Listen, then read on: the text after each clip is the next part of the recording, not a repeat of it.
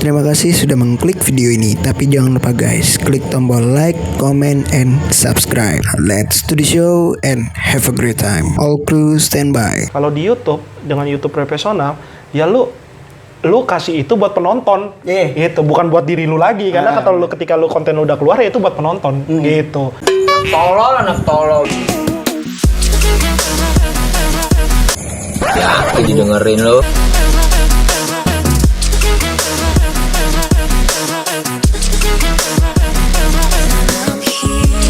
Halo guys, balik lagi bersama gue Pasya. Dan kali ini gue kedatangan seorang tamu yang the best banget lah pokoknya. Dia tuh salah satu editor dari salah satu platform sebuah channel YouTube. Sebutlah Bambang gitu. Kita kedatangan Bapak Tommy gitu. Halo. Pokoknya keren banget lah Tommy ini. Oke, jadi gue mau nanya-nanya nih Tom. Boleh. BTW, Tommy ini kawan kampus gua, pokoknya brother gua banget, kacau kalau di kampus ya nggak? Yoi. Tapi gitu, yang kita pelajarin di kampus itu mungkin nggak sesuai ekspektasi kita untuk di luar. Betul. Ya nggak? Betul banget. Nah, gue pengen ngulik ini. Betul. Jangan diomongin dulu, kita langsung masuk ke sini. Boleh. Bumper in, let's go.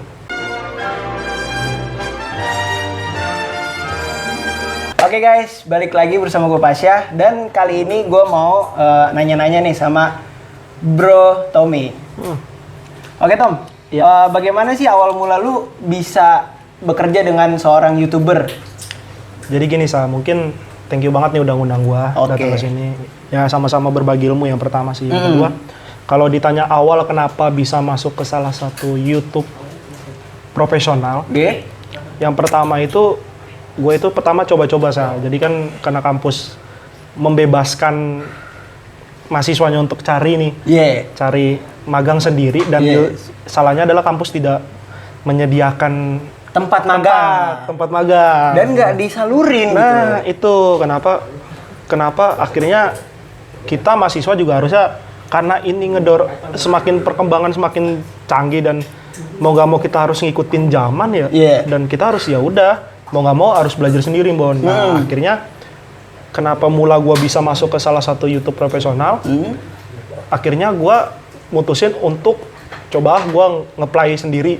Oke, nge-play mencari-cari lewat Gmail atau ngelamar langsung gitu. Iya, pertama gue cari di salah satu TV sih Bon, dan nggak dapet Bon. Karena COVID-19 ini akhirnya banyak yang anak magangnya di-cancel Bon. Oke. Gitu, dan termasuk anak kampus kan lumayan banyak tuh yang akhirnya udah sempet magang di-cancel semua tuh, di rumahnya semua gitu. Nah, gua akhirnya cobalah nge-apply coba lari dari rules broadcast gitu. Ya udahlah, gua akhirnya lari ke YouTube. Tapi gitu. Sebenarnya gini Tom, YouTube itu kan juga termasuk ke dalam dunia broadcast juga sebenarnya. Sebenarnya cuman mungkin dia platform di media bebas. Internet, Media bebas. Dan dia nggak punya istilahnya ITE kan ya undang-undang karet lah gitu, masih bisa ada yang dipertimbangkan untuk dijadikan sebuah punishment gitu. Ya akhirnya gua nge-apply ke beberapa YouTube. Ya udahlah akhirnya keterima di salah satu YouTube nih gitu. Masuklah gitu. Tanpa diduga-duga juga Bon. Gitu. Akhirnya gua udahlah. Pertama ragu nih mau masuk nih. Sedangkan basic gua sebenarnya basic yang sama editing lu aja masih bagusan editing lo gitu kan. Jangan begitu dong. Jadi editingnya masih bagusan editing lo gitu loh. Makanya udahlah gue modal nyali aja gitu. Karena emang basicnya gue orangnya gak mau tergantung dengan orang. Udahlah jalan sendiri aja, dan gue gak mau kayak gue harus ngikutin ya, gak mau gue. Udahlah jalan sendiri aja. Maksud gue ketika gue skripsi kan juga gue juga yang bakal jalan. Iya, sendiri gitu. Nggak ada tanpa bantuan orang lain. Bener, makanya gue udahlah sepakat dengan ada kakak gue. Udahlah jalan sendiri aja, baru belajar bikin kurikulum itu yang benar kayak gimana gitu. Yang manajer bagus nih kurikulum VT-nya, tertarik gitu. Ya udahlah akhirnya dipanggil lah Bon sama salah satu YouTube gitu. Oke, untuk pertanyaan kedua, adakah rasa sedih atau senang bekerja dengan artis tersebut? Benar, kalau gue bilang senengnya dulu ya. Senengnya adalah ketemu artis-artis, Bon. Yang gue biasanya ngeliat di TV nih, ngeliat di TV yang gue Ini ngeliat langsung ya. anjrit, gue ngeliat langsung nih, oh ternyata tipikalnya, oh ya orangnya kayak gini nih, oh ganteng nih, Ganteng-ganteng gini, banget. cantik nih, gitu kan. Akhirnya ya udahlah, senengnya itu sih kayak gue tiap hari ketemu artis, tiap hari ketemu YouTube yang anjir gue besok nonton di YouTube doang nih, Iya, gue yang ketemu nih subscriber- langsung, subscriber iya. gila. Udahlah, akhirnya gue ketemu. Sedihnya adalah sebenarnya nggak ada sedih, Bon. Maksudnya sedihnya adalah sedihnya yang pertama ya yang buat Iya. gue bener-bener jatuh tuh adalah jarang ada waktu bareng orang tua, Bon. Gitu. Karena jadwal lu bekerja itu Padet banget. Dan Itu kalau misalkan lu bekerja setiap hari, lu masuk jam berapa, pulang jam berapa sih? kalau sebelum COVID ini masuknya itu biasanya gua jam 10-an, Bon. Jam 10. Jam 10 tuh. Dan balik itu nggak pernah tentu, Bon.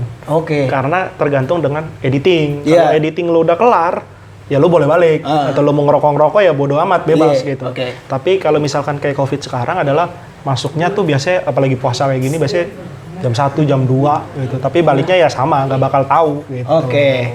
Terus untuk pertanyaan ketiga, apakah sifat artis tersebut yang di TV berbeda dengan sifat sehari-harinya? Kalau yang gua tahu sama aja sih, Bon. Sama Gitu, aja ya? sama aja, nggak ada Sama aja, bedanya gitu. Nggak ada bedanya kan. Iya. Kadang-kadang kan ada juga kayak artis yang di di in frame-nya itu bagus-bagus gitu kan, membagus-baguskan dirinya dia, baik, alim dan sebagainya. Terus di saat di back frame itu dia kayak wah ngejudge ini suruh anak buahnya suruh, wah pokoknya Tidak ini dia tuh- memanusiawikan lah, iya. Tidak memanusiakan manusia. Ya benar. Nah, kalau yang gue pegang sekarang ya baik sih, Bon, dan menurut gue dia welcome dengan anak-anak yang mau belajar sih. Oke. Gitu. Dan menurut gue ya semua artis juga Lu sama aja sih sebenarnya. Baik-baik juga sih. Gitu. Jadi lu dapat wadah lah untuk belajar. gitu kan. Benar. Karena yang pentingnya kan belajar sih, Bon. Iya, kita Gitu kalau sih. magang itu jangan duit Iya. doang, jangan. Kalau gue bilang jangan belajar duit sih, Bon.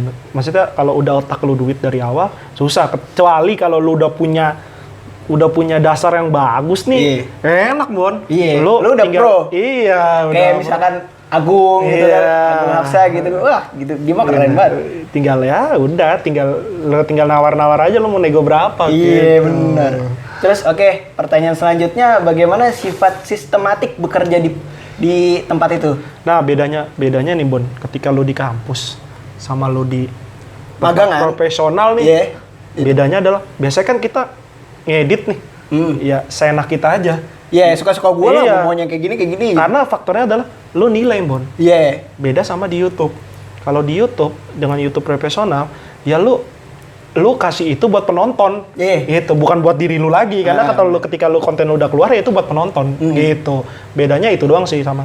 Ya paling kayak waktunya harus lebih kayak deadline waktunya kan padet Iya, tuh deadline rentang waktunya. waktunya. Iya, dan itu harus ya udah lu harus kejar-kejaran. Kalau biasanya kan kalau di kampus ya pelajaran ini masih 2 minggu lagi nyantai Iya, lah gitu iya, kan. benar. Padahal mah ya nggak bisa digituin juga gitu. Padahal basicnya adalah di kampus adalah basicnya buat belajar dan ngelatih lu untuk kejar deadline nih gitu. Iya, Ada karena benar-benar. habis ini ada lagi nih di tempat kerja pun juga sama, Bon. Gitu. Jadi sebenarnya kalau misalkan kita belajar di kampus itu seharusnya ya sistem pembelajarannya itu seperti profesional. Benar. Seharusnya. Tapi enggak- tergantung nih, Bon. Nah, iya. Balik lagi kalau nggak kampus ya sifat anaknya Nah, gitu. sifat anaknya gitu. Kayak gitu. Terus juga banyak sih orang-orang yang dari kita nggak usah muluk-muluk lah, kita dari SD sampai dengan SMA sampai dengan kuliah itu terpaut sama nilai. Jadi nilai itu sangat perlu. Benar. Jadi di istilahnya yang penting gua nilai bagus, bodo amat gua Bodo amat. goblok gitu. Iya. Gue nyontek mau kayak gimana kayak terserah. Benar. Apa namanya, kayak tugas-tugas tuh nyuruh teman, bayar tugas. Ah, itu yang nggak boleh sebenarnya, Bon. itu. Itu nggak boleh. Itu mindsetnya jelek banget kalau yang Nah, begitu. Gitu. itu dia. Kalau mindsetnya lu uang ya. Nggak Kapan bakal belajar? dapet, Kapan iya. lu mau dewasanya, Bon? Nah, itu. Gitu. Nggak bakal dapet ilmunya. Betul. Oke, pertanyaan selanjutnya, apa lu biasa editing dari diajarin di kampus atau otodidak belajar sendiri? Kalau editing gua awalnya sebenarnya basicnya tuh gua lulusan SMA, Bon. Dan gua nggak ngerti yang namanya editing, gua nggak ngerti yang namanya syuting, itu kagak ngerti. Nah, editing gua awal itu gua belajar di YouTube. Iya. Belajar pertama basic tuh kayak CapCut kayak gitu ya, ilmuwan gue belajar cuma oh ini cara masukinnya kayak gini ya, oh cara ngangkatnya kayak gini nih, kayak gini gitu. Oke. Tombol C, tombol F, gue kagak ngerti, Bon. Kayak gitu-gitu, Pak. Aduh, gue kagak ngerti beneran. Multi kamera, aduh ini kayak gimana, gak ngerti gue. Akhirnya gue belajar nih, cobalah satu video gue rough cut. Video biasa gue cuma makan, udahlah.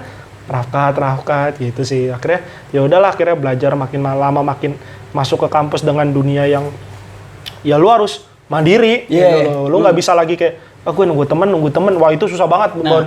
Itu. Gitu. Makanya gue belajar dulu gitu. Belajarnya dari YouTube sih. Gini Tom, gue sempat gimana ya? Gue kuliah di bidang broadcast itu pengen banget yang namanya gue masuk salah satu TV swasta di Jakarta, di Indonesia lah gitu. Kayaknya semua, Bon. Iya, hampir Semua rata-rata. orang sih pasti mau lah. Nah. Apalagi masuk TV itu seneng orang. Terus udah gitu, pas semester 1 gue ngerasa kayak gue kok nggak diajarin apa-apa di kampus. Semester 2 berjalan sama aja, nggak ada perubahannya. Gue nggak ada diajarin editing, nggak ada diajarin kamera segala macam. Oke lah, sinematografinya sinematografi dasar, nggak ada yang namanya sinematik atau lumetric color mainan gitu segala macam lah pokoknya.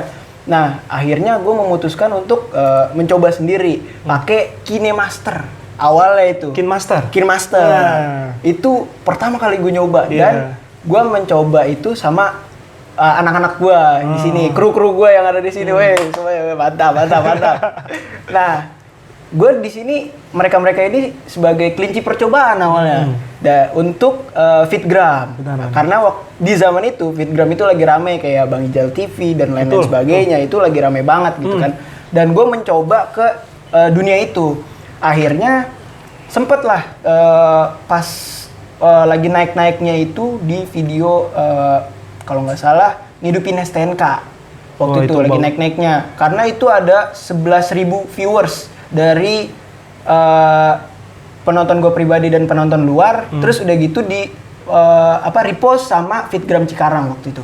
Dan itu gue gimana ya, sangat-sangat appreciate sih, gila keren banget gue bisa ngasilin karya seperti itu dari hasil KineMaster doang gitu. Gue waktu itu belum belajar Premiere Pro, Filmora atau Vegas dan lain-lain sebagainya, gue belum.